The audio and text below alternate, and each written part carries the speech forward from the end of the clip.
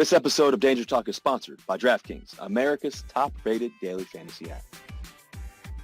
Welcome back to another week of Russell Wilson's podcast, Danger Talk. I'm his co-host, Jeff Dye. Hey, what up, dude? How you feeling? I'm feeling sore. I bet. Yeah, that's a long travel, and you got what happened out there, bud? Hey, man. No, listen, we got beat is what happened. I mean, we didn't play our best. Sometimes you go up to the plate, sometimes you go to the game, sometimes some teams play better than you that day. And unfortunately, we didn't play very good. We played like crap, to be honest with you. So we got to be a little sharper. Our defense is playing good, which is really good news. We're really fired up about that. So if we can marry those two up together, offense and how great our offense has been all year for the most part, and our defense and what they're doing right now is really cool. I think they're top team in the sacks or something crazy like that. That's been cool the past several weeks. So that's the thing I get excited about is, we lost. And even when we win Super Bowls and do all that stuff and gone to multiple playoffs, we've lost some games we maybe, could have been more prepared for or played better in. But, it's part of the journey. They got good players too. They get paid too over there. But I think for us, it's, the key is getting back to center, getting back to what we need to do. And I'm looking forward to trying to play great this week coming up and getting rolling. You ever watch our defense sack the quarterback and you feel a little guilty? I mean, you're a quarterback, so you must watch that and go, ugh, jeebers, put him down a little softer over there, big guy. Oh, man, no, not really. For me, I take some hits every once in a while too. So it's part of the game, man. If I didn't want to play this game, I'd play a different one. Didn't want to get hit, so it's one of those things. But, the crazy thing is, Jeff, you got to take care of your body though, man. It's every day, it's one of those things you got to take care of yourself every day. I got done swimming early this morning. I do this whole preparation thing. So every day it's 24-hour clock almost, taking care of this body, make sure you're ready. That's what I'm doing. I know I'm a stand-up comedian, but I'm always taking care of my body by sleeping in until about 2, 3 p.m. I make sure that I get like a nice base food of pizza in my body before I fall asleep. I identify with what you're saying is my point. What time you go to sleep on the road? When you're out hanging out doing stuff? Stuff. Probably. I start work at 8 p.m., so I go to sleep at like 3 a.m., 3:30, 4 some nights. So, I got to sleep in a little. Yeah, so you get a good 10 hours, huh? Exactly. Well, you guys, here's the thing about the Seahawks this year. We're tied. We're still tied for first in the NFC West with the Rams, even after losing to the Giants. We're okay. We got 4 more games, right? Isn't that how? Yeah, that's how we got. What's your goals for the next 4 games? Win them. That's it. Win them. We got to do whatever it takes. We win them. We're in a good place. We're in first place, and go to the playoffs and all that stuff. So we just got to win this game, though. We got to win the next one, and we can play the Jets this week. They've had a tough season, obviously, 0-12, and they just fired Greg Williams. Greg Williams is probably one of the craziest defensive coordinators. He does a little bit of everything. But I think that they played actually a really good game, against the Raiders, and so it'll be a good matchup. I spent tons of film, time this morning watching film and stuff like that, and they have some really good players and stuff like that up front. So we got to be ready to roll and play our best game. Simple goals, just win. I like that. And also, I mean, if we lose to the Jets, I'll shave my head on the podcast. Nobody's losing to the Jets. Well, we can't have you do that, Jeff. I don't think the ladies would like it. Oh, I could do this. I could do this with bald. It won't affect my career at all. Yeah, okay. So listen, I'm excited about this next guest, man. You excited? I'm pumped, man. Been a huge fan of this guy, literally since I heard of him. Like, I'm a huge fan. I know you are too, actually.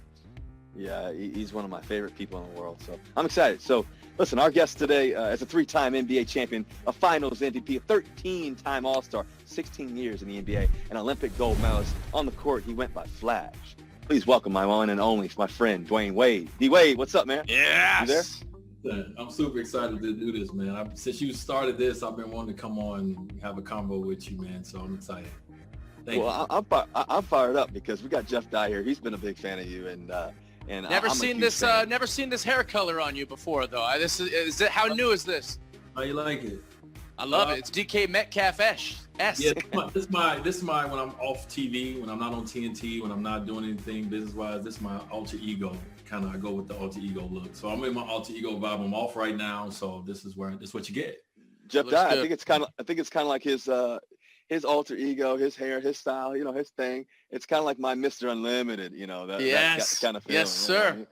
Yeah, but it's all about flash with Danger Russ. That's what he gets. You guys are both flashy guys, and I'm just kind of a regular corny white guy. I see Russ changing his hair up so much, and I'll be like, yo, I'll be asking my barber, I'm like, can I get something like Russ be getting? Can I get it slick? Can you slick it down?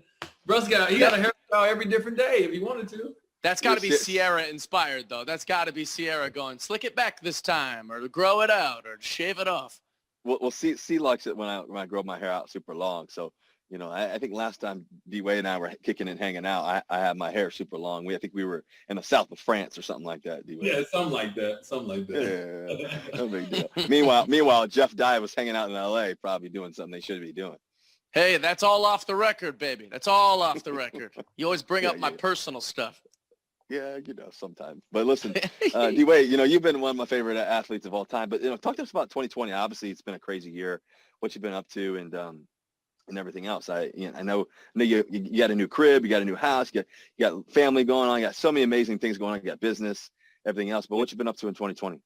Yeah, man, we've been in the house a lot. I'll tell you one thing. Me and my wife have spent a lot of time together, more than we probably ever have in our marriage combined. I feel like, and obviously my daughter just thoughts and prayers. Yeah, thank you. I need it. We both need it. But the joy that we've had throughout this tough pandemic that everyone in the world has been experiencing is our daughter. She just turned 2, and I have my oldest son is 18, and I wasn't there as much because of my career and really trying to establish my career. So I missed so much of all my kids' lives. So now I'm here every day getting like the baby, the baby stage all over again, and it's obviously amazing, but it's definitely way different than when I first became a parent back in 2002.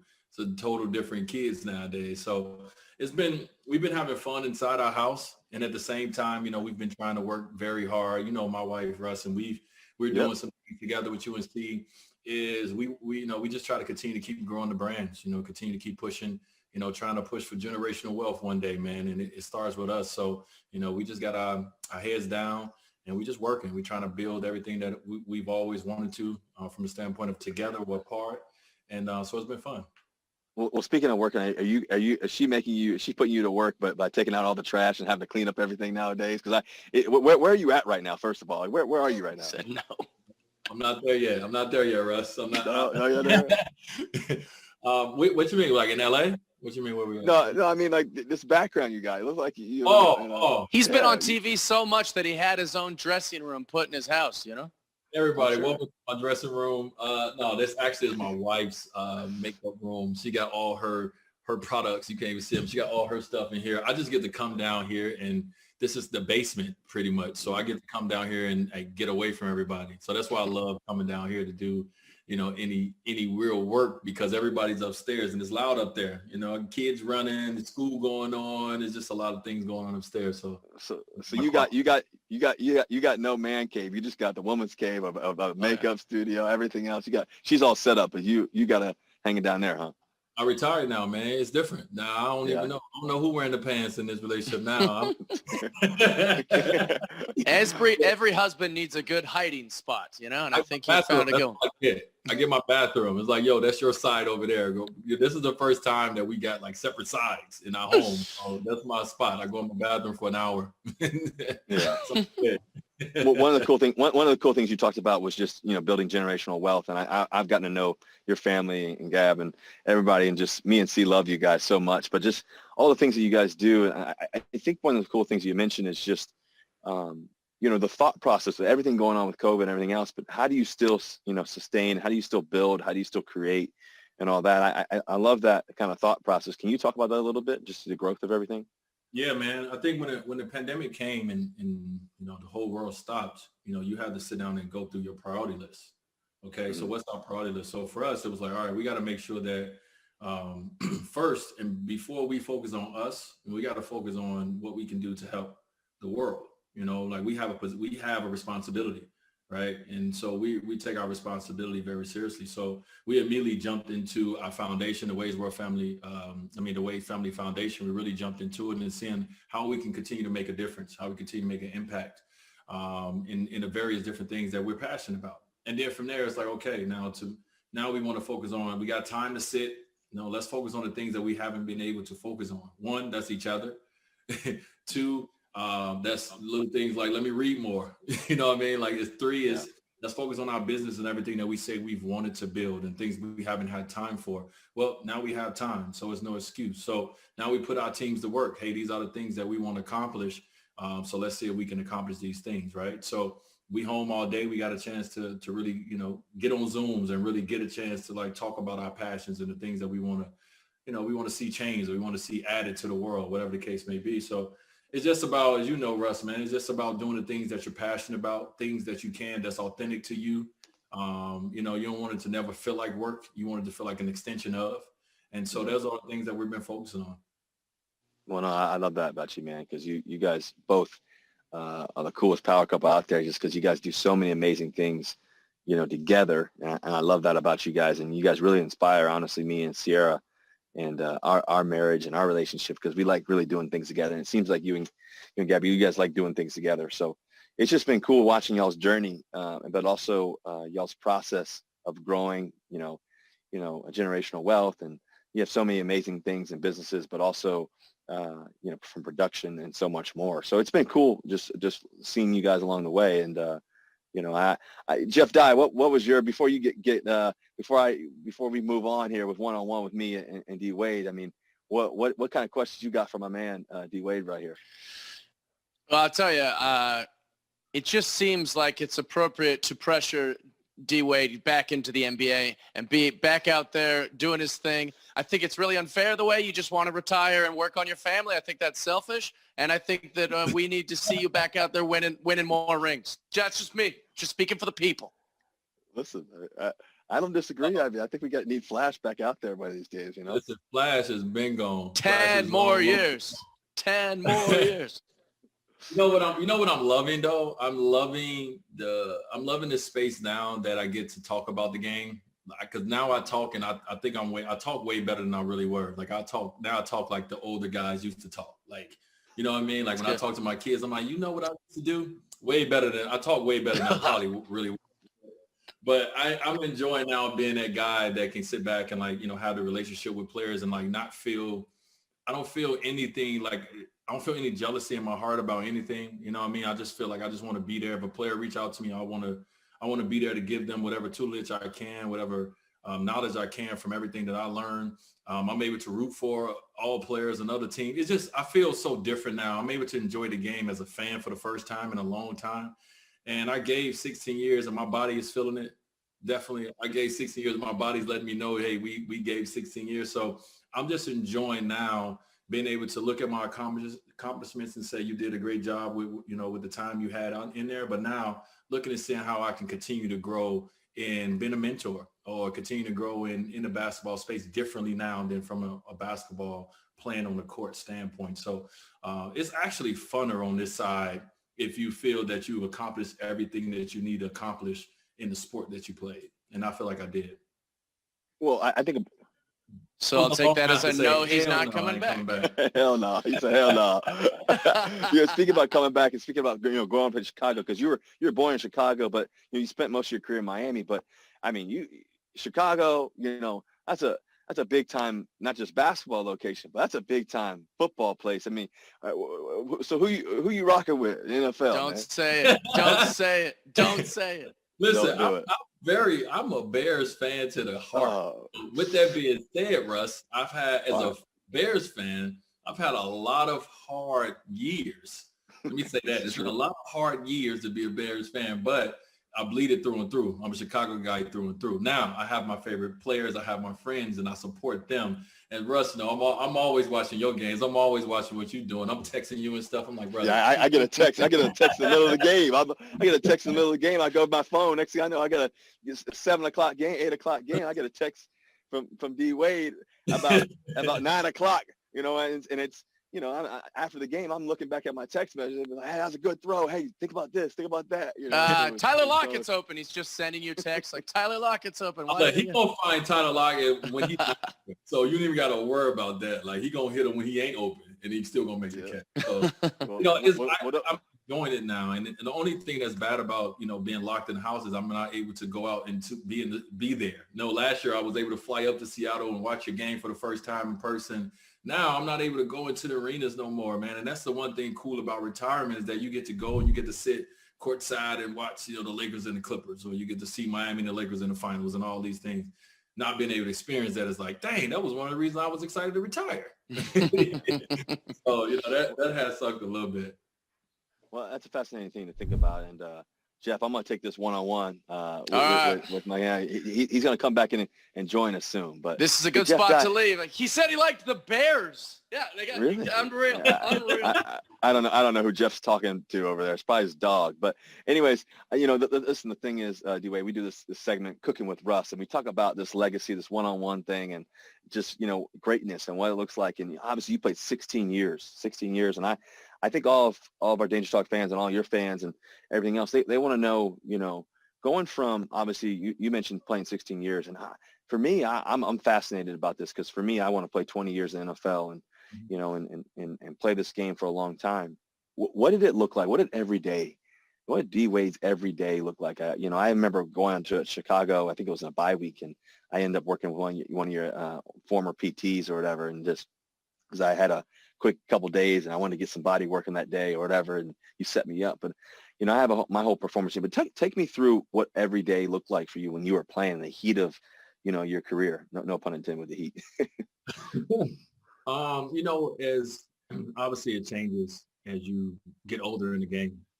And I think when I was younger, I thought I did good, Russ, at listening to the veteran guys, but I wish I would have did a better job. Because their whole mentality about taking care of your body was the realest. That's the best information that anybody can give you is, listen, young fella, take care of your body. Now, what does that mean, right? Take care of your body. Yep. So as I got older, I started to learn my body more. I started putting myself around trainers and people who can explain to me about my body. And, I've dealt with knee injuries since college. My meniscus was taken out at 18, 19 years old. And so I've always knew I was going to have a problem, in that area. But to be able to come in with no meniscus and play 16 years and have the career I had, I mean, I did a good job of taking care of my body. So, really finding the right person, my chef was someone that was important to make sure that I got the right food in my system to perform the way I need to, make sure I have, as you got to have, I have my own personal PT outside of what the team PT, because the team has in basketball, all the players, the 15 players in football. I mean, Jesus Christ, how many players that these PTs have to see? The massage therapist at the team, they have to see a lot of people. So I have my own personal ones at home that I would call and come over my house and set up. I had a whole area that had Normatec, game readies, a cryo machine. Like, I had everything at the crib because I wanted to be able to walk away from the game when I was ready. And so my days consist of, as I got older, my days consist of more body work than basketball work. When I was younger, it was more basketball work than body work. I was on the court all the time. So it just kind of flopped as I got a little older. But that's why I was able to play so long, because I was able to just realize that and understand that I needed to do a better job of understanding my body before I can say I'm going to take care of my body. And I did that. Well, I think that's a big thing to me because, it's changed my career and it allows me to be 100% every week, or at least the 100% I could be that day. And, I think that, football, we're taking hits all the time, but you guys are playing every night, every other night. I mean, it's travel, flying here, flying there, and just 16 years of it, as many 90 plus games you guys are playing, counting playoffs and all that, plus more, maybe even, and then you think about, times that by, 16 years, that's a lot of ball. And I think about, people understand, I think one of the things with athletes is that we have fans, we have people who adore us and love us and all that, but people don't understand how hard it is, not just to be good, but to be great. My former quarterback coach, Tater, he used to always say, man, there's a lot of great quarterbacks, that can make it into the NFL and this and that. But he always say, you have to be really, really, really, really good just to suck. He'd always say, You know, we always laugh. We always laugh. Yeah. He was like, think about all the guys, you know, who go through college and go through the process and go through that. And they get drafted in the first round and then it doesn't work out. And it's like, you have to be really, really, really, really, really good. He'd say, just to suck. And it was like, it always made me laugh because he'd always talk about this process of getting ready, the preparation, the things, but also still being relaxed and still being calm and still being able to take it all in and still be a leader and still be, you know, to be honest with you, try to be a superstar and try, how do you handle all that? And I think the first thing is the prep, the mental side of the game, the mental side, but also the body preparation it takes to just prepare and to perform. It's like a Formula One race car. You got to take care of your body. You got to give it the right fuel. You got to give it the right energy. You got to take care of it. You got to have the right mechanics working on you every day. And I always try to tell young guys all the time, you know, you got to have that. You know, when I go back to when I was younger, you know, I just got named starter. We had just played the Kansas City Chiefs. It was my third preseason game, and they had asked me. Like Coach Carroll had actually told me, he said, "Listen, you're going to be our franchise quarterback. You're going to be the guy." And I was ecstatic. I started thinking about my dad. My dad was, you know, no longer living with us. He was up in heaven somewhere, and I was thinking about him. And I'm in the hot tub, and there was only one other guy with me at the time. It was this guy named Leon Washington, one of the best kickoff returners in NFL history, and you know, he was a smaller guy. He was so fast, lightning quick, man. I had watched him at practice every day during training camp, and I watched this guy my rookie year, and he would go full speed every freaking rep. I mean, he would run 100 yards, one end to the other end every day, every rep, every kickoff. And it was fascinating to watch. And I always asked him, I said, hey, you got any advice for me? He said, let me ask you this, pup. He said, how many massages you get a week? I said, how many massages I get a week? I said, I mean, I get like one, you know, maybe two, depending on how sore I am. Right. He said, okay, I'm gonna need you to make that 3 at least a week. I said, 3, man, I'm on rookie salary, though. I mean, what you mean 3? He goes, listen, let me tell you why. I said, how much do the massages cost? I said, let's just say it's about $100. I said, I said, okay, cool, $100. I said, 3 massages a week. How much does that cost a week? I said, well, $300. Then he goes, okay, times that by 10 weeks. How much is that? I said, well, okay, that's $3,000. Okay, cool. All right, so we're gonna play 20 weeks to go to the Super Bowl. You understand that, right? Mm. So how much is that? I said, well, $6,000. He said, okay, cool. Well, let me tell you something, bro. I said, that's $6,000 for me turned into $6 million. That's $6,000 for you. That's going to turn to $60 million for you one day. And I was like, ding, ding, ding, ding, ding. and that's when the light went off. I started really developing myself in terms of how I took care of my body pre-practice, post-practice, throughout the season, and there are no such thing as off days. And I know for basketball, you had so many days of preparing, but what about the mental side for you? Because I think a lot of guys struggle with the mental side nowadays, but you talked about the physical preparation, but what about the mental preparation that it took to be the best in the world? Yeah, I mean, I think my mental, I mean, that's probably why I became one of the best to play the game, more so than the physical. My mental ability to play the game, and also to understand. At some point, basketball is going to become a business, so you need to understand the business side, right? So so for me, what I tried to do when I came in is like my coach Tom Crean at Marquette always told me this. He always said, "Listen, he always asked me what was I great at." And he's like, what are you great at? What are you great at? You know, like, don't be good at everything. Be great at something. I want you to be at least great at one thing.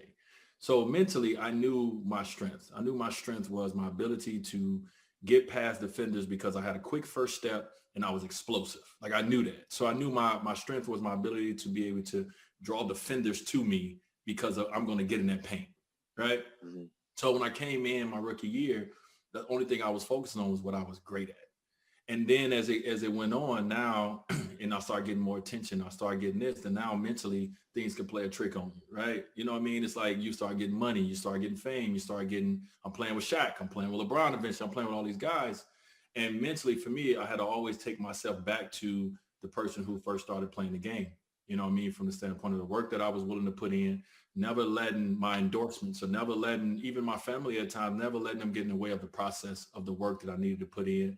And also to the work I need to put in on the film I watch. You know what I'm saying? Like, how much am I going to know about my opponents? How much am I going to know about my game? You know what I mean? Like, a lot of people don't know their own games. That's why most people who you be like, oh, he could be great. It's because he don't know his game. You know, right? So mentally, I had to lock in on my game. I had to lock in on my opponent's game. I had to lock in on the business side of basketball. So all these things that challenge you mentally, that people don't even think about before you even take one snap or before the jump ball goes up that I have to focus on. And so the mental part of it, man, is one of the most challenging, but one of the most important parts of greatness for an athlete. But I think it's one of the most, I think it's probably the significant part, because once you get to a certain level, everybody can play a little bit, can move, jump, shoot, throw, whatever. But the mental part is the part that, I always talk about being neutral mindset, not being too high, not being too low, being able to be even keel in the midst of it all. Always talk about neutrality. But it's one of those things that I think that we don't prepare enough for, as players, as people, just as trying to be elite, is the thought process that it takes to, one, have the consistency. Me and Bobby Wagner always talk about this idea of don't get bored, consistency. You have to get so obsessed with doing it consistently over and over again, even when it gets tough, even when it's challenging, even when life's challenging, even when we got other things at home going on and everything else. And I think also too, there's this connection between life, how we grew up, things we've seen, things we've had to go through, all the different things that we've had to do to be ultimately prepared for the type of career that you've had. And so I think about, going back, I want to go back to you growing up in Chicago, because to me, what was it like for you growing up in Chicago and that whole process of that? I mean, what, like I look at that experience as my experience of growing up in the inner city of Chicago.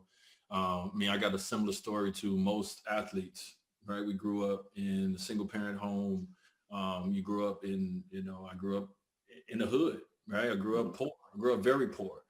And so all those instances where I grew up with my mom on drugs. My mom was in jail most of my childhood. My dad was, alcohol and in and out of my life. I grew up with just that typical hood story, right? But for me, I didn't allow that. And as my wife come in, Russ. What's up, Gab? We just doing a little little bit of DangerTalk. We on DangerTalk doing our thing. But I told you I'm in her room, so yeah, go ahead. Tell him to get out your studio. See ya.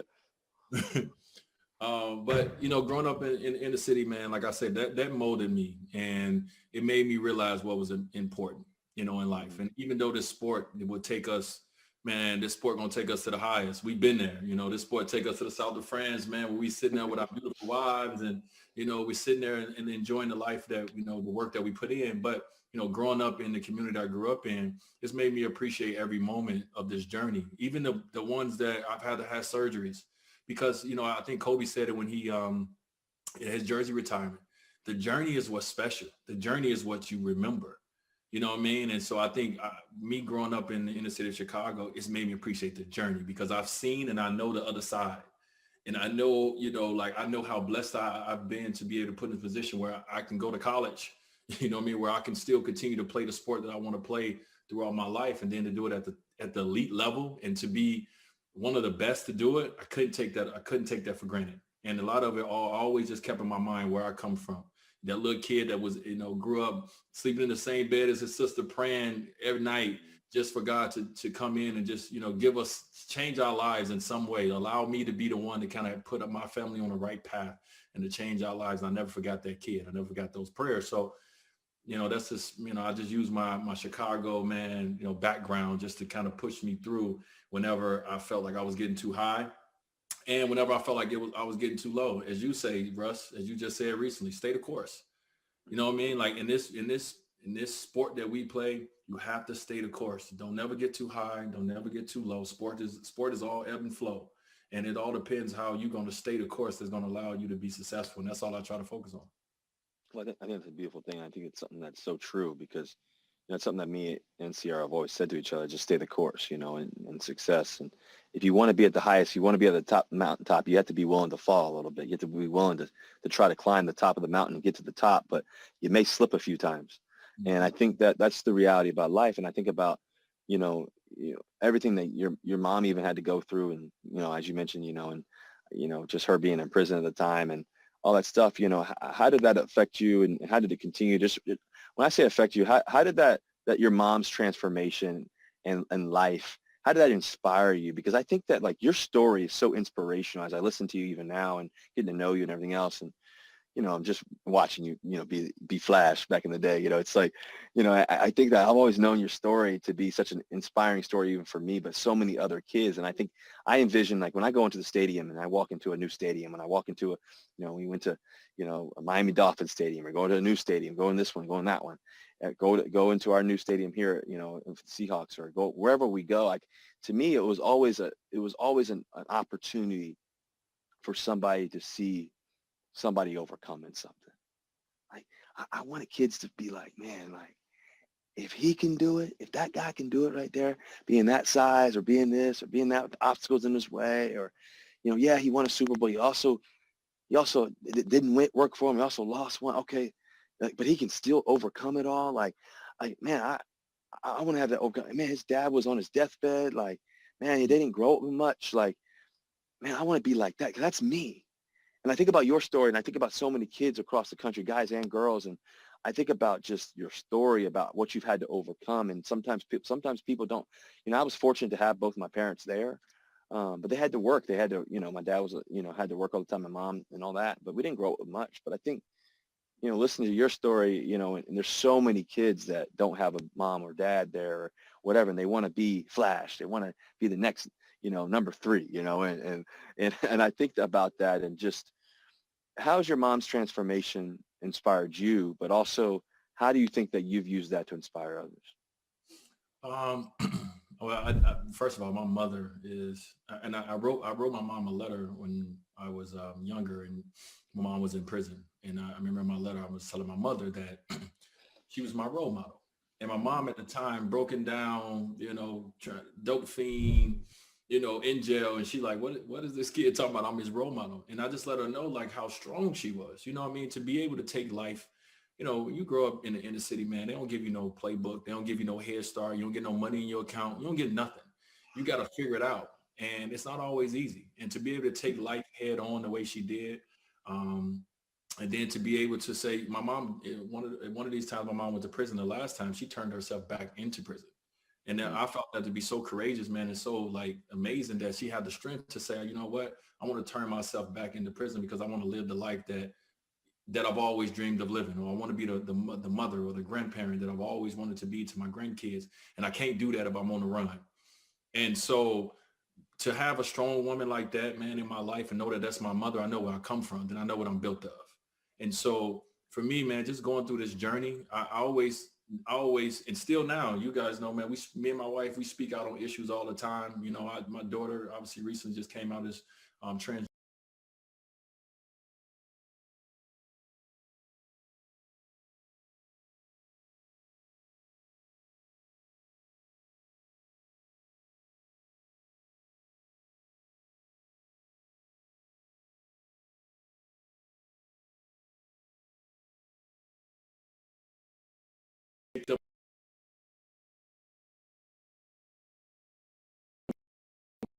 With by giving them some excitement from the game of basketball because I've scored 40 and I did this and I did that.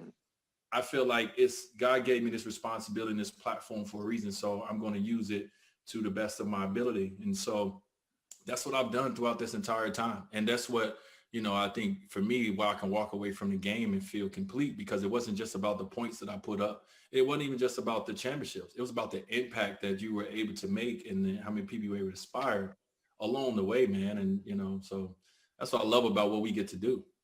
Yeah, well, I love that thought process too, and the impact that you and your wife have been able to do, because you and Gab do so much for so many people, but even especially for the Black community, and just kind of how you've really helped inspire so many people. And I think also too, when you think about kind of, as you talked about, your family, you talked about your mom as well, and just even your mom's story is transformational and inspirational because of who she is. I know you bought her a church and all that. And I'm sure, like, that first feeling of her walking into her own church and to be able to realize, man, I went through all this storm. I went through all this trouble. I did all these wrong things, but man, God gave me another chance.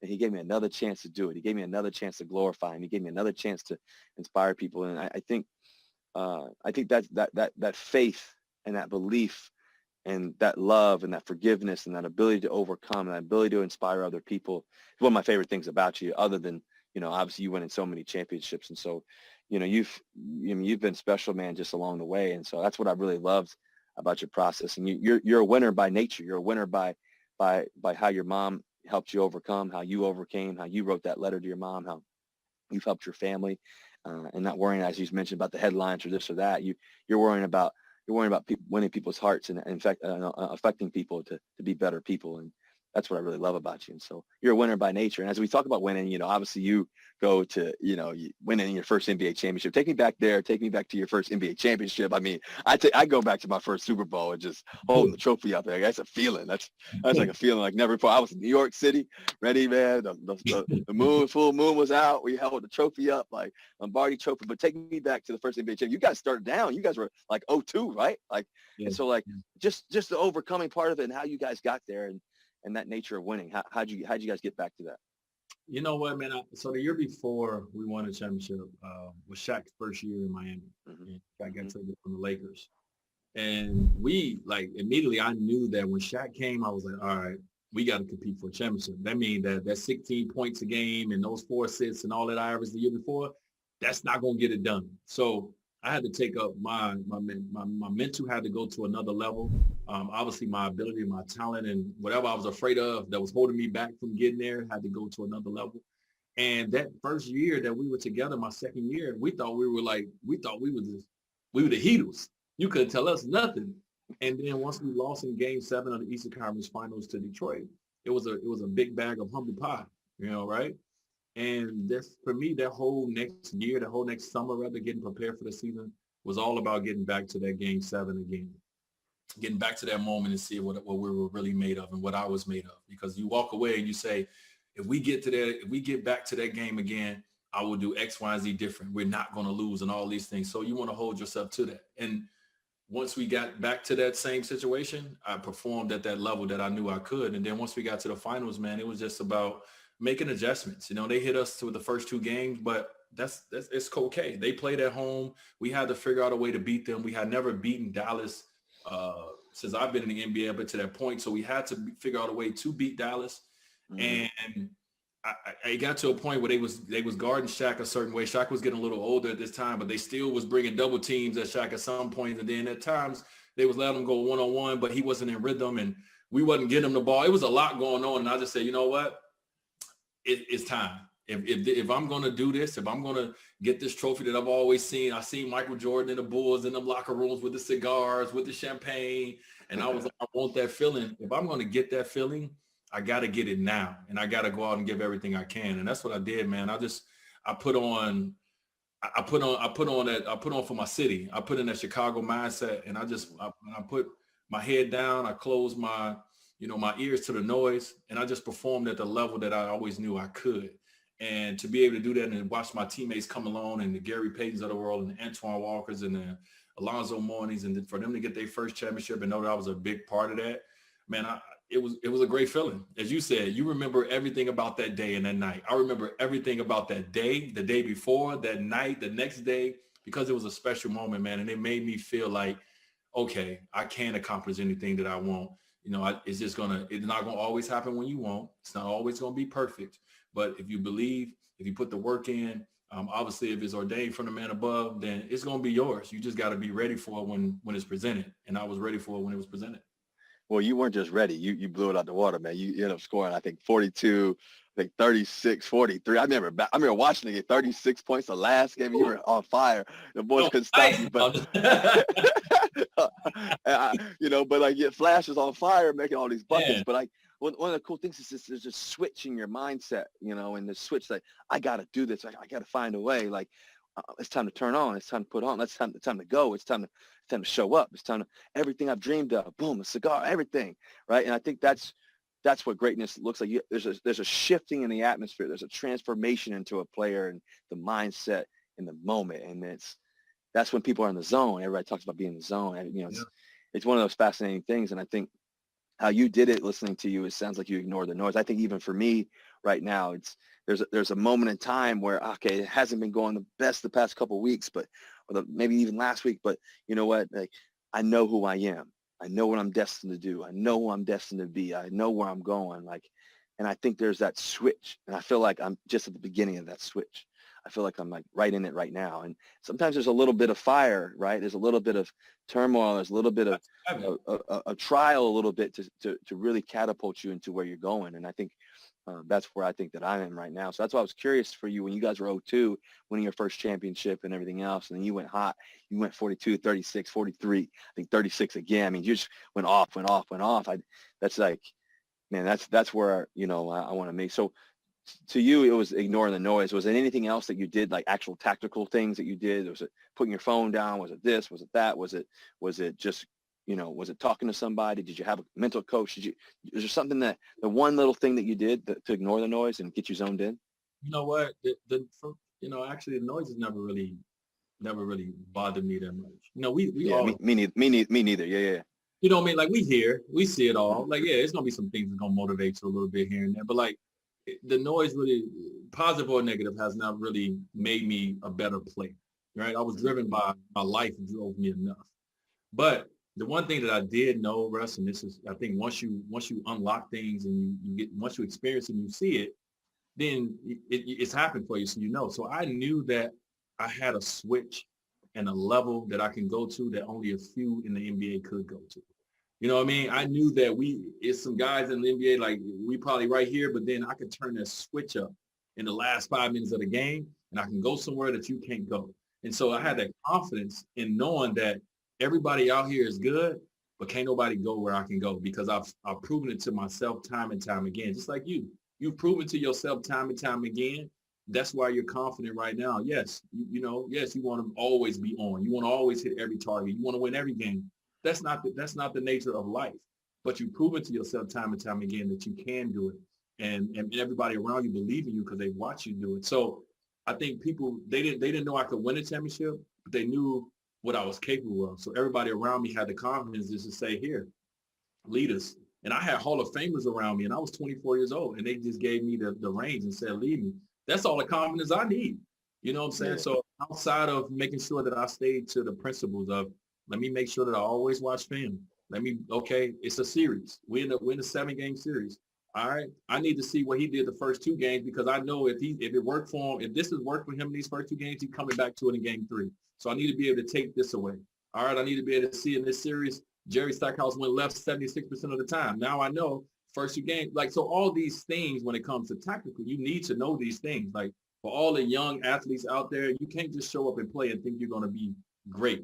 You have to get into the mental side of it. You have to get into the numbers a little bit as well.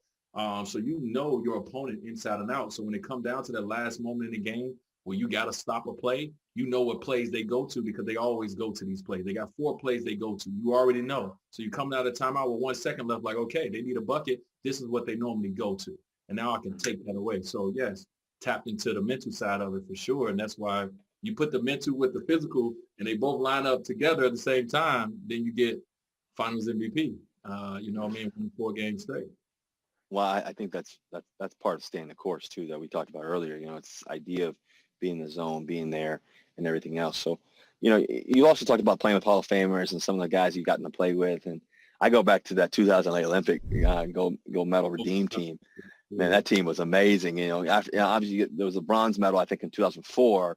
But, you guys, it was basically, it was gold or failure, right? And so that whole process, for you guys, what was it like being a part of that team? I think about some of those team members that you had. You had Kobe Bryant, he was a team captain. I think you had LeBron, you had Melo, you had CP3, you had Jason Kidd, Dwight.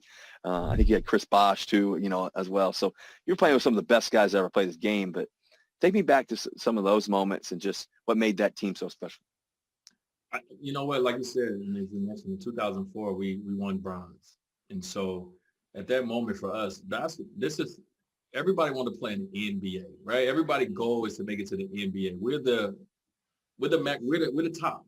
And so for us to be the best in basketball and to lose when it comes to the world, we felt a certain way about ourselves. And so once we got to 2008, it was no games to be played on that basketball floor. We knew that the world was catching up when it comes to talent. We couldn't just show up anymore. We had to actually play as a team and win and not just be a bunch of individuals. And so to have leaders and captains like Jason Kidd was important. I think Jay Kidd was probably 34 at the time. but he was a starting point guard on our team because we needed that. We needed that leader. To have Kobe Bryant at the time, who was a little older than us, but still was in his prime, we needed his his leadership. He's won 3 championships by this time. So, it was a lot of things that, and a lot of reasons why, for us, where we knew that we needed to do this. And this was not just for us. This was for the future of the Olympics. We lose 2 years in a row, it's over for us. Yeah, that ain't good. We can't lose. But the cool thing about it, Russ, was like, when you talk about no egos, no one on that team has egos. Do everybody want to play? Yeah. Do everybody want to be a part of the closing group and starting? Of course you will want to do that. But when it came to the goal, Coach K told us, listen, check your egos at the door. Bring what makes you here, but check your egos at the door. You know what I mean? Like, it's going to be moments, D-Wade, hey, I know you're one of the top players in the NBA right now, but you're not starting. And it's not because you're not good enough. It's because this unit is the unit that we're going to go with. And you're going to come in this unit, and you got to do X, Y, and Z. So play your role. And that's what we all did. We all played our role. We all had a lot of success by doing it. We had so much fun, and we put U.S. basketball back on the map.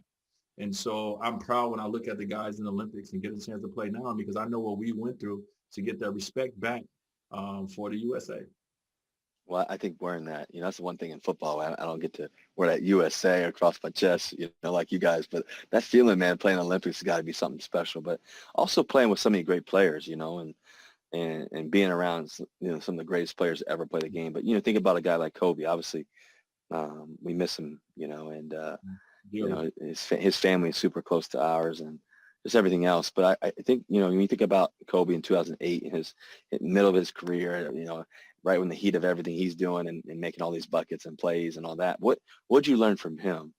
And then what was your favorite memory of him? One of my favorite things about, I got so many, but one of my favorite things about that experience with Kobe is so I was coming off the bench, and Mm-hmm. Kobe came to me as he knew I was coming off the bench, and he said, hey, D, when you get in, because we're going to be playing together, he was like, this is what I'm going to do. I'm going to pick up the defender 94 feet. I'm going to harass him. I'm going to turn him. I'm going to turn him. I'm going to turn him. And once they get to half court, I turned them enough. I want you to, because Kobe knew I was fast. He knew I was quick. And so he was like, I want you to shoot at him, you know what I mean? Like, to come and trap or to come and get a steal. But for me, I looked at that. I'm like, I'm the younger guy. I'm the least accomplished guy in this group. I should be the one that you say. He should have told me, D, you go pressure, and I'm going to do that. But his mindset wasn't that way. His mindset was, listen, all Kobe cared about was defense. When he knew that me and he was going to play together, he was like, I don't care about the offense. I just know that we're 2 dogs on both ends. It's going to be number 10 and number 9 on each side of the floor, and defensively, we're going to be dogs. And so to be able to play with a guy who had everything offensively, who could have just demanded us to give him the ball every time down, was worried about defense in the Olympics. Come on, bro. What am I going to do? I'm going to follow suit and follow the leader. Amazing. And so that was one of my favorite things when he came to me and he said that. Like, I didn't care about starting them. All I cared about was my moments when I got a chance to get on that court with Kobe, because I knew what it was going to go down. You know what I mean? Like, it was special. And obviously playing with LeBron and a young Dwight Howard at that time, and, all these great players, man, and for all of us to be able to play our roles and give the team what they needed from night in and night out, man, it was special. It was one of the most special feelings that I was a part of when I stood up on that podium and I got a chance to, sit there and, listen to and just kind of look around and kind of see like where I'm at. A couple years ago, I was in the inner city of Chicago. Right now, I'm in China on the biggest stage in the world, winning the gold medal next to Kobe Bryant. Like, you know what I mean? Like, I'm 9, he 10, so both putting our head down at the same time. Like, how did I get here? And it's just, man, just appreciating the journey, man. And it was special. So now that Kobe's not around anymore, man, and we don't got a chance, we don't get, all 3 of us don't get a chance to chop it up and talk about these moments. They become even more special because that those moments are not coming back anymore. But I have them, and I'm able to tell the stories, and it enriched my life so much. Well, I think about that image of you guys, putting your head down, they're putting a gold medal on you guys, and as you mentioned, 9 and 10, and they're right next to each other, and just a feeling of that, but also too, the imagery that you just depicted of just Kobe Bryant saying, I'm on D, I'm gonna make him turn, I'm gonna make him do this, boom, and you split it and go play D. I mean, that to me, man, makes me, I I love the intentionality of great ones. I love the intentionality and the focus and the tenacity of how people want to do. And people don't see that all the time. People don't get to know that. People get to see this great scorer in Kobe Bryant, obviously, but people don't know that he loved defense just as much, and if not more even at times. And so, it's amazing to think about, and just it's a special moment, obviously, for you guys to be able to win, gold medal, and to be able to be next to each other, and number 9, number 10, to be able to rock the jersey and everything else. So those are definitely amazing memories. So take me back to this big three too. Obviously you guys you're in Miami, you're the star of Miami, you do all this stuff, you're kicking butt, all that. But then here comes LeBron and Chris Bosh, coming to Miami. I mean, I want to know this phone conversation. Like, what is this phone conversation like? Like, hey man, I'm thinking about coming down. You call him, he call you. Like, take me back to when LeBron announces that he's going to be headed down to Miami. Like, how did all this transpire? Tell the truth. No, Tell the truth. No, man, like for real, it was crazy, man. Free agency in basketball is huge, right? It's a big thing. And I literally, man, I went into that summer now, and this is the God honest truth. I went into that summer thinking about my career outside of Miami at that time. You know what I mean? Like I felt like at that time I was like, you know what, I don't know if we have the talent on our roster, or if we're going to get the talent on our roster to compete for a championship. And that's all I want to do. And how old are you at this time? How old are you at this point? At this point, this 2010, so I'm 28. I'm 20, in 2006, in 2008, I was 26 in the Olympics. So I'm 28 now. And I know that I've dealt with some injuries. I've had a few surgeries at this point. I know that, even though I'm in my prime and I'm still one of the baddest boys out there, I know that this doesn't last forever. And so my mentality was, I'm tired of losing the first round. I want to get back to competing for real, like we did in 06, getting that chance to go to the finals. So I went into that summer with a different mindset. I didn't go into that summer thinking like, oh, I'm going to just get all my money and go. I went to that summer thinking like, I want to win a championship. And of course I want to get a big payday, but that's what it was about. So I actually, bro, I was looking at Chicago real tough, no lie, because that was my hometown. They had a young D Rose at the time.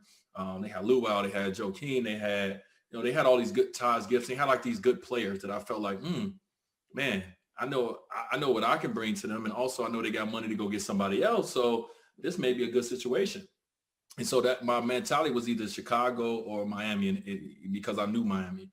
And I go down to my agent's office and I'm sitting down with him, and he tells me about this call that he had with LeBron's agent, Leon Rose, who is now the president of the New York Knicks.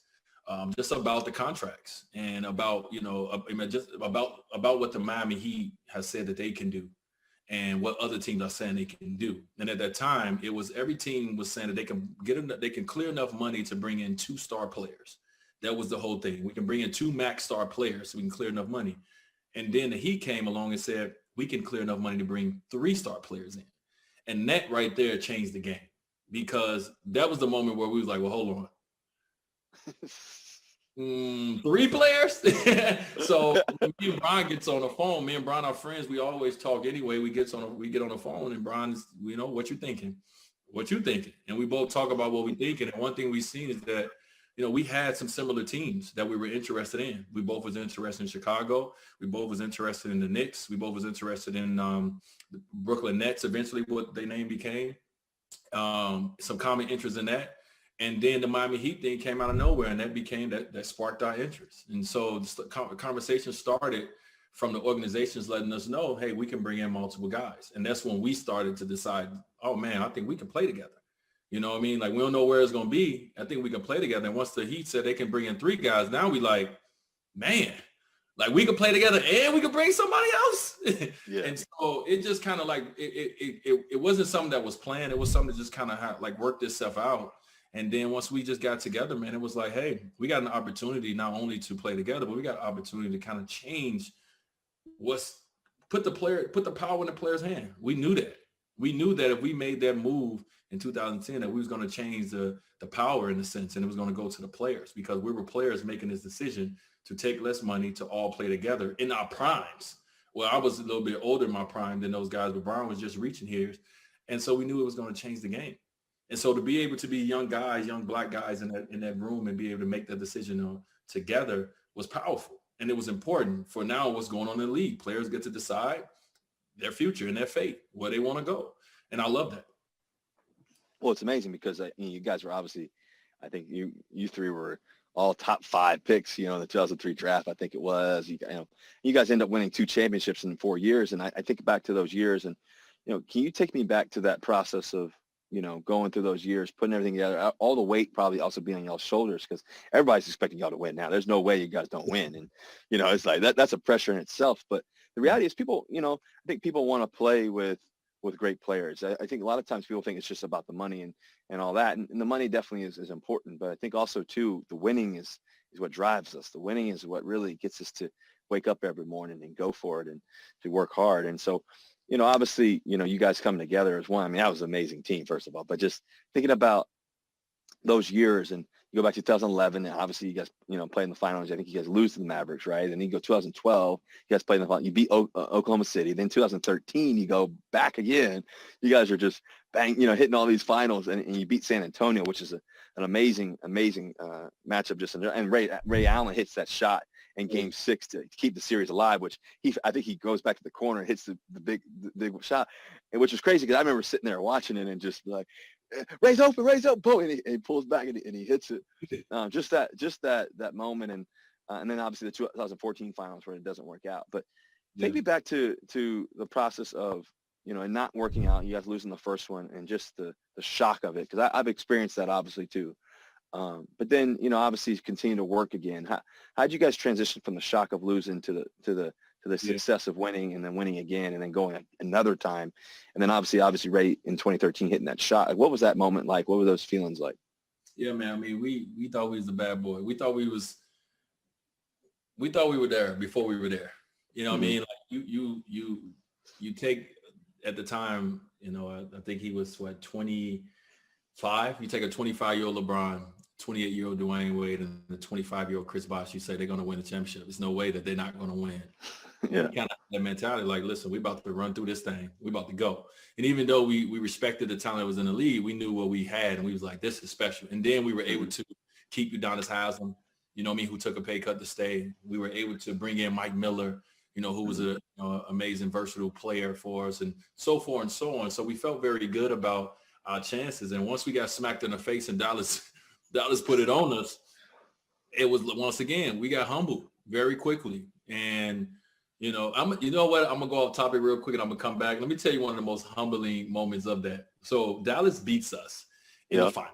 And I go dark, LeBron goes dark, he grows his hair, everything. He goes real dark, hair. And we had a trip that was planned earlier that we was gonna get our families together, our wives together, and we were gonna go to Bahamas and do all this. So we kept our trip, and that was the first time we seen each other since we lost. And so, we're trying to get ourselves out of this funk. You know what I mean? Hey, we're in the Bahamas. Let's go out. Let's gamble. Let's whatever. Let's get out this funk. And so we get to the club, and Jason Terry is in line, right? Oh, Lord have mercy. Terry, the Jet. Shout out to the Jet. Jason Terry is in line. Jason Terry is in the back of the line, and we walk in. They're like, D-Wade, Brian, come on. So we go right in VIP, and Jason Terry, man, might took him another 20 minutes to get in that club. Right?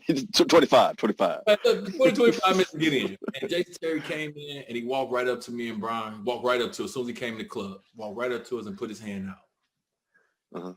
And in that moment, I did not want to shake that man's hand at all because they just beat us in the finals. JT, love him. And he talked throughout the whole finals and, as he should have, because we did our thing too. And I didn't want to shake his hand. And at that moment, I was like, damn, JT got something over us right now, man. Like, we can get in the club quicker than anybody. But this man walked up to us with so much swagger, so much confidence. Like, yo, y'all probably got in 30 minutes before me, but y'all going to have to pay respect to the champ. You know what I'm saying? I still got the ring. Never looked at him, but he came over there like, pay respect. And we had to give that man his respect because of what they accomplished and how they beat us. Was special. But what they did is it humbled us and it got us ready for what was to come. And what was to come was the next 3 years of going back to the finals 3 years in a row, beating a young OKC team that had a lot of talent with Russ and James and KD, but they were young. And even though they gave us the great finals, they shouldn't have beat us anyway because we were more seasoned, we were more experienced. I had already won the finals. Bron had already been in the finals. You know, they were just some young pups that were very talented, that made it to the finals, but impressively, by the way. But we knew that they wasn't able to beat us when it came down to the mental side of the game at that time. And we needed to get them early. We're like, let's get these dudes now before they become the guys, before they become the guys in the league. And then that next year, man, against San Antonio, that was the toughest challenge that we had. You know, Tim Duncan, Manu Ginobili, Tony Parker, you know what I mean? And then the rest of the guys, the Danny Greens of the world, the Patty Mills, like they had an amazing team. And it challenged us physically, of course, but it challenged us here. And Ray Allen bailed us out. Ray bailed us out, man. You know, man, game 6, you know, getting to that point, obviously a lot of things had to go go our way. You know, Kawhi missing that free throw, LeBron hitting that first 3, Chris Bosh getting the rebound, finding Ray. And it was so amazing about that moment, if you stop it in real time, is we've watched Ray do that a million times in practice. We watched him back up to the corner. We watched him get off his butt, get off his knees, and back up to the corner at the end of each workout. And so to see him in that moment when Chris got the rebound and you looked and you seen that it was Ray Allen that he was about to give the ball to, you just felt a calm and a peace that he was going to make the shot. And once he made it, I was like, now we're going to win the finals. I really felt that. Even though it wasn't over, I felt now we're going to win this final. So it was just a special run, man. And every year brought something different to us that we can all take in our lives. You know, LeBron is still using it in basketball. He's taking what we learned and he's giving it to the Lakers. He's giving it to AD. He's giving it to those guys. And I'm using mine in my in my business life now. Chris Bosh is doing the same, and so forth and so on, man. So it was a special run by a special team that will go down in history, you know, in the NBA. Well, it's one of the best teams ever, and I think about, but the plot thickens here because it sounds like Jason Terry's handshake really pissed y'all off and Really let you guys go to four NBA finals, three consecutive after that, and win 2 of the 3. So I'm gonna blame it on Jason Terry's handshake in the Bahamas. No, JT, they beat us. He got the swag. Oh, we beat them. Yeah. So, well, listen, I'm going to do this ad read. We're going to talk about, before I do the ad read, after we do the ad read, I'm going to talk about business and everything else you got going on. So I'm going to hit this ad read real fast. But last week is in the books. Now it's time to review the tape and prepare for this week. There is no better place to get in all the action than with DraftKings, official daily fantasy partner of the NFL. To add to this week's excitement, DraftKings has a free shot at millions of dollars in total prizes up for grabs. If you haven't tried DraftKings yet, head to the App Store now because you don't want to miss this. Draft your lineup and feel the sweat like never before. Every run, pass, and catch means more with DraftKings. It's simple. Just pick your lineup, stay under the salary cap, and see how your team stacks up against the competition. Nothing adds to the excitement of watching the game quite like having a shot at millions of dollars in prizes. If you haven't signed up yet, what are you waiting for? Get in the game right from your couch. Download the DraftKings Daily Fantasy app now and use code DangerTalk. For a limited time, new users can get a free shot at millions of dollars in prizes this week. Don't miss out on all of this week's action. Enter code DangerTalk. You get a free shot at millions of dollars in prizes with your first deposit. That's code DangerTalk only at DraftKings. Make it rain. Minimum $5 deposit required. Eligibility restrictions apply. See DraftKings.com for details. Okay, that's probably the hardest thing I've had to do all day. Anyway, you know what I'm saying? You know, like a little crossover. Finger roll. You know what I mean? Yo, that was good. Man, I appreciate it. So tell Gabby I can read. I'm all right. I got some acting talent a little bit. Hey, but listen, man. So I'm going to talk about this business career because we talked about success. We talked about family. We talked about overcoming. We talked about mentality. You talked about preparation. You talked about your career. You talked about amazing moments. Obviously, you and Kobe in 2008 and winning the gold medal and, number 9, number 10, you putting the gold medal on you. That feeling of all of that USA and just everything that you've done, the NBA championships, the handshake by Jason Terry, but and LeBron's growing out here. I can only imagine. But listen, take me to your business career now, what you're doing now, and just how'd you really start thinking about life and business, and after the playing days were over, how did that all kind of come together, and what you're up to right now? Yeah, man, I injuries. In 2007, I had a shoulder injury.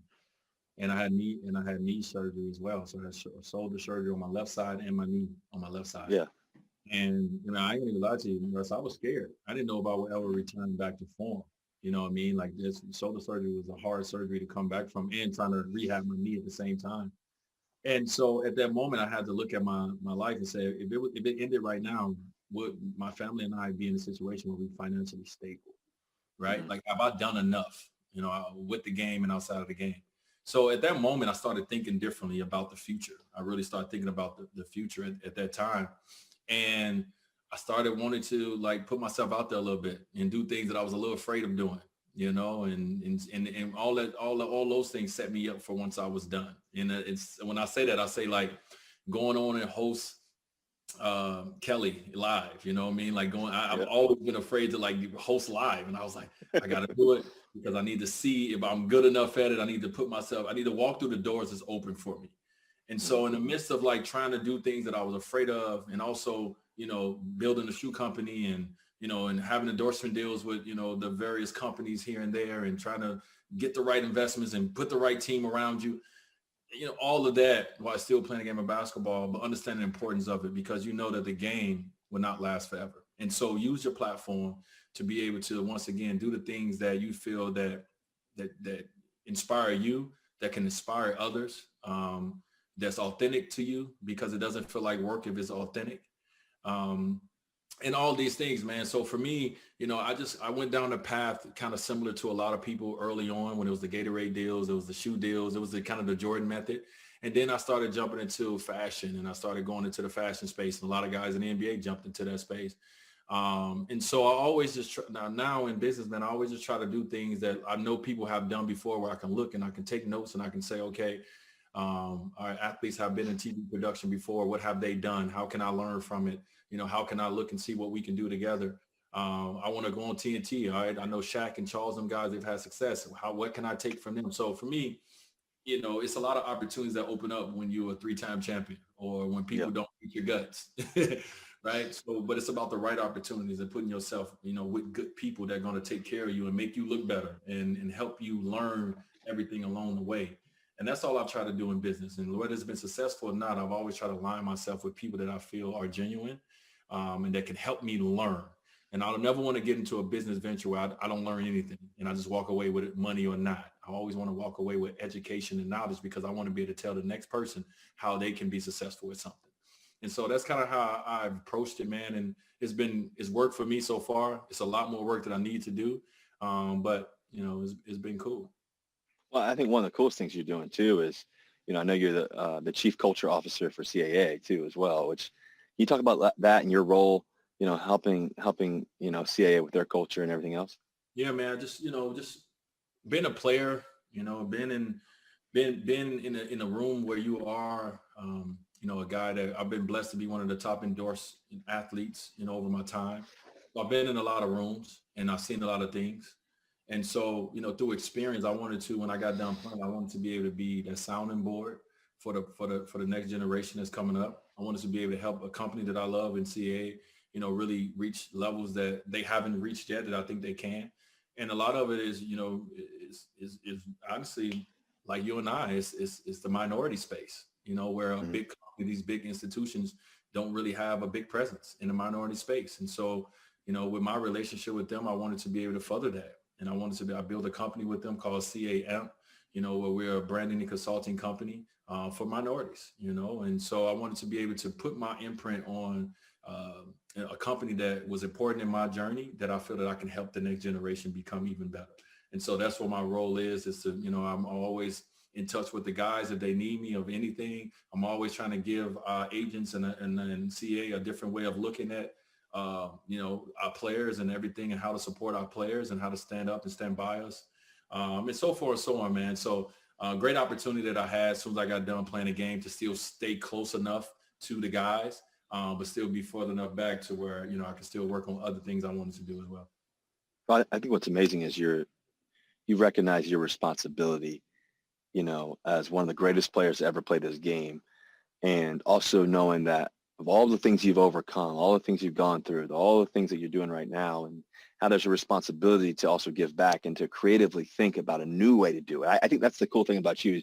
You're constantly thinking about new ways to do things. I even think about when you go back, middle of your career, you're playing and you got your Jordan brand shoes on, I believe it is, and you go to the Chinese apparel company, you create your own shoes and all that stuff. I think it's Li Nang. Is that how you pronounce it? Li Nang? Yeah.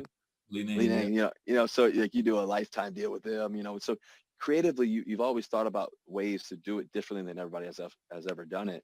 And, you also have, Wade Wine Cellars and, Wade Cellars, I think it's called, right? And just, all the things that you have going on, it's pretty fascinating. You're an author as well, So, but anyways, if people love, a person who's an entrepreneur, it's you, man. Like, cause you've done it all. You've been, I mean, I think I'm an entrepreneur. You do it all. I mean, I surrender, but I think that everything that you've done, man, this is why I think we connected so much, when we were in south of France, kicking it and just hanging out, watching Sierra do her thing. But the reality was that, it was fun just because I really connected with you because your career, the focus that you've put into it, everything you've done, the impact that you want to do. You're not just doing this for the game, just make buckets and score and just, in football, we'd say get the Hall of Fame jacket, you're not doing it just for that.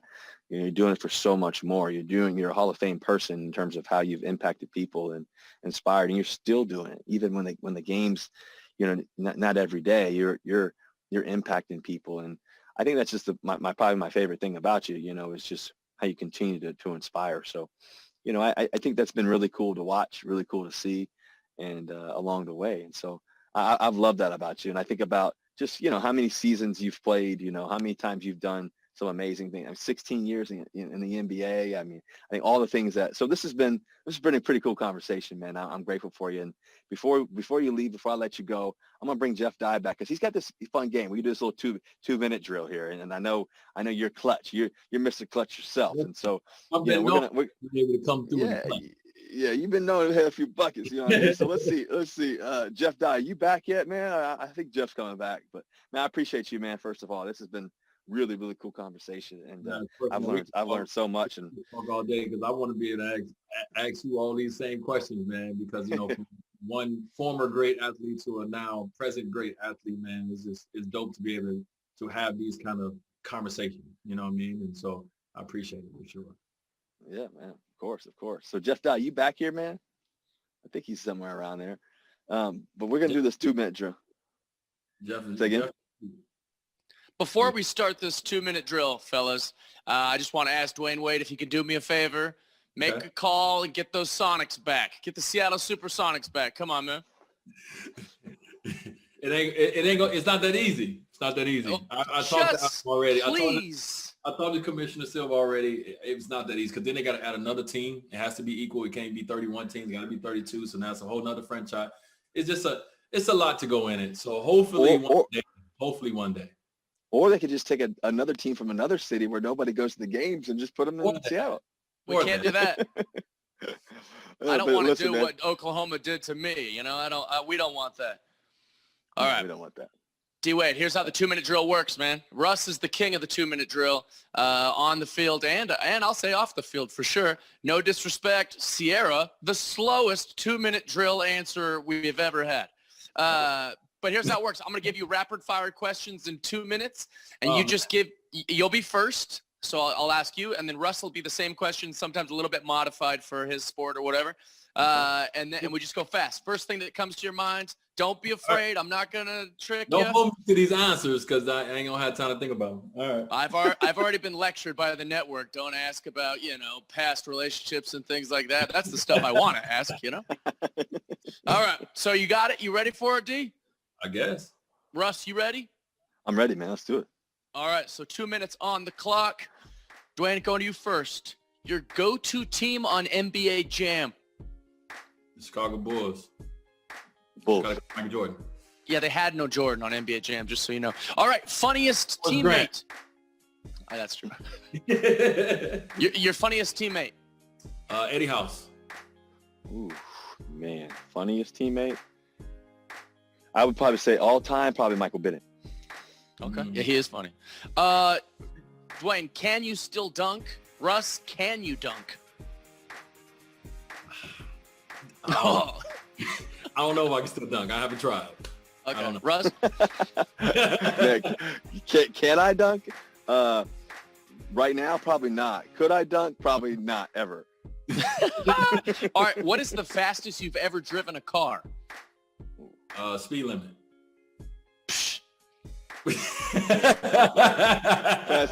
Fastest I've ever driven, man, is probably about 110. I agree. All right. I was in the open space and I had a Mercedes SLS. Nice. That thing, man. You put your foot down and I had go. Bugatti one day for about 2 hours, and I Yeah. decided to go up to 100. It was for 2 hours. It wasn't mine. A Bugatti doing the speed limit is trash. It wasn't All mine. right, hey. It wasn't mine. All right, here we go. Where should James Harden go to play this year if you got to pick? If I got to pick, I don't want to take him away from Houston, but if he's going to leave Houston, I like him in Philly. Okay. Russ? That's a tough question, man. I think he's gonna stay in Houston. I'm gonna pick him in Houston. Okay. Your favorite Jordans? The Jordan 11s. Nope. You know what? Nope. Change. I'm sorry. All right. Jordan 1s. Okay. He likes the ones that hurt your feet. I'm gonna go with the 4s and 11s because Okay. he said 2. So Oh, you said 2. Okay, so I get 1s and 11s. Okay. What's your favorite jersey that you've ever collected after a game? Russell Wilson. Okay. man, D-Wade, I don't know if I have a jersey of yours yet. I need to get your jersey. Right. But You don't? yeah, I need to get your jersey. I gave you mine after a game. Favorite jersey I've collected after a game, like one of my football games. Yeah. I would say I have a Drew Brees jersey. One of my favorite jerseys. Okay. Favorite guilty pleasure food? I like warm chocolate chip cookies. I would say the same. That's always my favorite. Warm chocolate chip All right. cookies, for sure. I'm not watching the clock. Producers, let me know how this is going if we're out of it. Here's a dream job if you weren't a pro athlete. I think I'd be a rapper or singer, something like that. I ain't really got to work out a lot if I want Same to. for me, rap. I would be an R&B. I would be an R&B dude. Yeah, it'd be one of R&B, those. It'd be hard. R&B. I'd be a dog walker. All right, hey, so that was the 2-minute drill, but we're going into overtime for this last question. You ready? Banana boat or sleigh ride?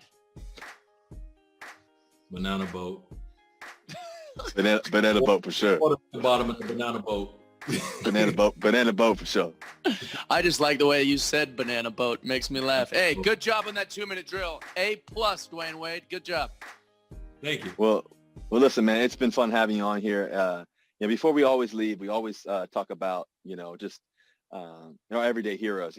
Sierra and I, you talk about fashion, how big you are in fashion. Sierra and I just launched the House of LR&C, which is Yes, going y'all to be did. Congrats. our fashion house. It's going to be pretty cool. We got some cool things coming. And one of the things that underneath our fashion house, we have this company called Good Man Brand, which has been doing extremely well. And we give 3%. Every time somebody buys something, we give 3. Your number, my number.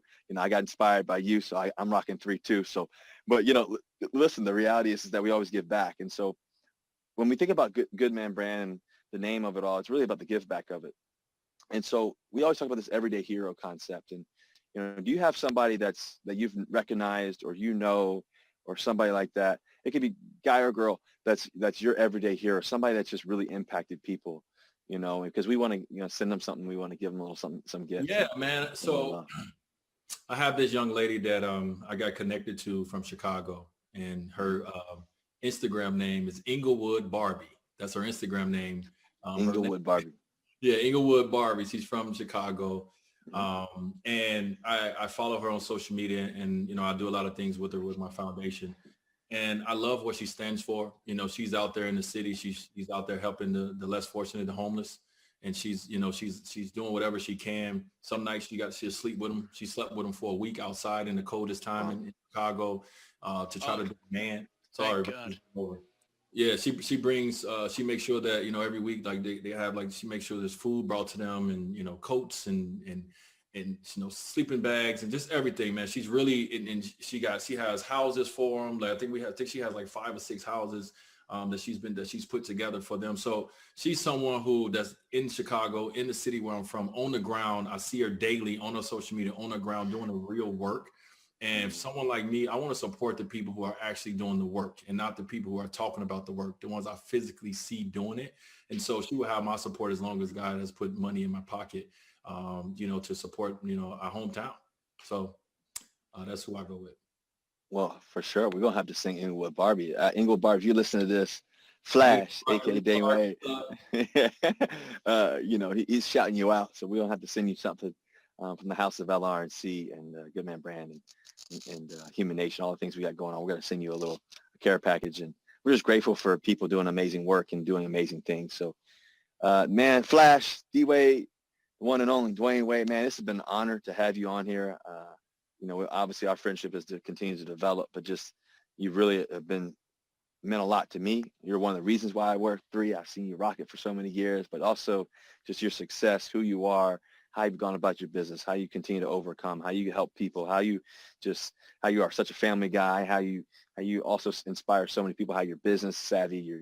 As I said, you're one of the best entrepreneurs there is, and how creative you are. And you and Gabby, you guys do so many great things together. You really inspired me and Sierra, and I know Jeff Dye, he loves you too. So man, it's just been an honor to have you on Danger Talk, and we've had some amazing guests. Not D-Wade. And Jeff Dye thinks I can't. Jeff Dye doesn't. Say what? I say you can get any guest you want. I mean, Russell Wilson not going to come on one of the greatest quarterbacks ever. Like, who's not? I told him we want to get Obama, and so we'll see if he can pull that off. Yeah, that's his light-skinned brother. I'm sure you should be able to pull that off.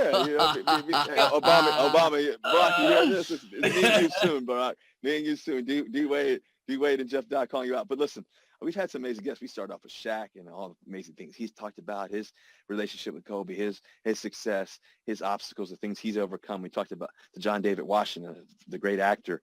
He's done some amazing things. He just had his new movie, Tenet, out. We talked to Randy Moss talking about playing with the Patriots and how it was like with Tom Brady and Bill Belichick and all the things they had to go through. And we had some other amazing people like Chris Paul, CP3 came on here, another basketball guy who was talking about playing in the bubble at the time and all the different things that was going on through his whole process. We had the one and only Candace Parker.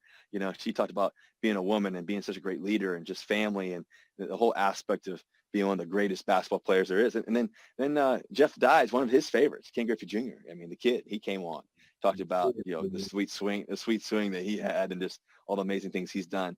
Matthew McConaughey talking about the Green Lights book, which was pretty cool, his new book. He had an amazing perspective on life. I mean, just listening to how he would get so lost in a scene, he would forget he was there. It was pretty cool to hear him and just how he turned those red and yellow lights into green lights. That's his new book. Then we had one of my favorites of all time. And there's this great image that I always think about. It's Joe Montana. We had Joe Montana on the show, him talking about what it was like, with Bill Walsh and playing and success of that. Mike Tyson came on the show. This is right before Mike goes into his fight, which, I think Mike could have done, could have tried to knock him out. I think they were just, dabbling over there. But Mike Tyson came on. He took him and Jeff Dye took their shirts off, which I think Jeff Dye's lost some friends ever That's my style. No, that's my style. People loved it. Yeah. And then, yeah, he put us a jail. And then maybe we gained some. But we also had Mark Cuban come on the show talking about ownership and just, the NBA and the new world of everything and success and, tech and everything else. And then we had the one and only Sierra. She came on last week. So we went from Sierra to you, Dwyane Wade. So you know what that means. You are I'm in great company. Let me say this too. I mean, and you said all those amazing things about me, and we could take that soundbite and we could turn that soundbite right back to you and your beautiful family, that you guys not only mean to me and my wife and our family, but what you guys mean to other families and other couples and, other people who inspire to be like Russ or inspired to be like Sierra. The way that y'all represent, bro, it is special. And we're just thankful that you guys share with us your guys' life because it allows all of us to be inspired. And my wife look at me like, you ain't doing what Russ doing. And I'll be like, I ain't got the money Russ got. Don't do that to me. But no, I appreciate you and your beautiful wives. I've been knowing her for a long time, and just to see her, her evolve and her evolution in life, bro, it's amazing to see. So glad that we're building this relationship that we have, man. Hopefully it's, it goes way, way beyond, our life. So be cool. For sure, man. Let's keep inspiring people, man. It's a blessing to have you on Danger Talk, and we're grateful. One and only Dwyane Wade, man. Appreciate you, man. Woo. All right, we'll see you soon, my man. Love you, brother. We'll see you soon. And that was amazing. That was one of my favorite interviews just because of just the realness that he talked about, all the things that he talked about.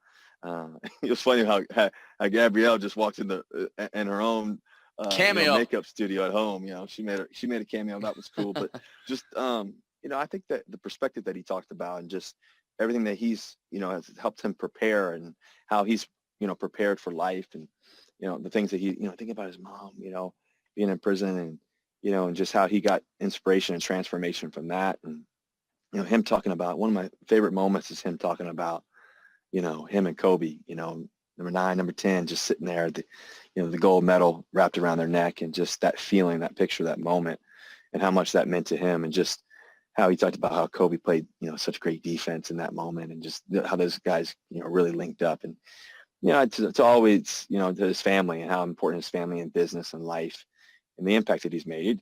Me and him were kicking in the south of France, and hanging out, and we had dinner together, and we had some fun times together, and just laughing and enjoying things. And so it was cool connecting then, and I've always loved watching him play, but more importantly, just who he was as a person, and I really enjoyed it. So that was cool. What'd you learn, Jeff? Well, I learned that we all know he's a great basketball player. We all knew that. And I think a lot of people who are fans of him know how much he does for like the community and things like that. But what I learned on this was that he's going to have a great career in television. That's a charming dude. And when he talks, I mean, it was just really natural. Like, watching you guys talk was really, really, it was really cool. He's like a charming guy and a very charismatic guy for sure. Yeah, it was impressive. He's always been impressive about how he's gone about his business and life and success. And that's why they're such a great couple together, those two. So, man, well, this that's is fun. Also another thing I'll say is that not a lot of people know this, but there isn't a lot of pro athletes that started in poverty. Like, if you look at the numbers, it's a lot of kids who got the opportunities to go to better basketball programs and things like that, and got the healthier diets and the better kind of neighborhood areas. So his story is way more unique than people might think if they didn't know about that kind of information. Like, it's very, very, very rare to be in that position and then turn it into becoming one of the best basketball players of all time. Well, I think he's definitely unique, and he's definitely blessed, a man above. So, and that was cool. And that was a great DangerTalk. And we got another great one next week. We can't wait for you guys to hear about next week. Next week's going to be a good one. We have some pretty cool guests coming up here to finish this 2020 year up. And then, it's going to be pretty cool just to hear this next guest. So, Jeff, Dwyane. What you got? You heard Dwyane. You can get anybody you want. You're Russell Wilson, Yeah, I know. So we got some good ones coming up. So, listen, I'm fired up about next week, and we'll see you all next week. Make sure you keep telling your friends to sign up for DangerTalk. See you guys soon. And that was episode 12. For all those Seahawks fans out there, we had Dwyane Wade. He's a Chicago Bears fan, but he also likes the Seahawks. So he's not going to lie. He likes the Seahawks, and that was number 12. So anyways, we'll see you guys soon, and hopefully we get a win next week. Huh, Jeff? Yes, sir. That's what I'm hoping for. Big. All right. See you guys. DangerTalk. We're out. We out.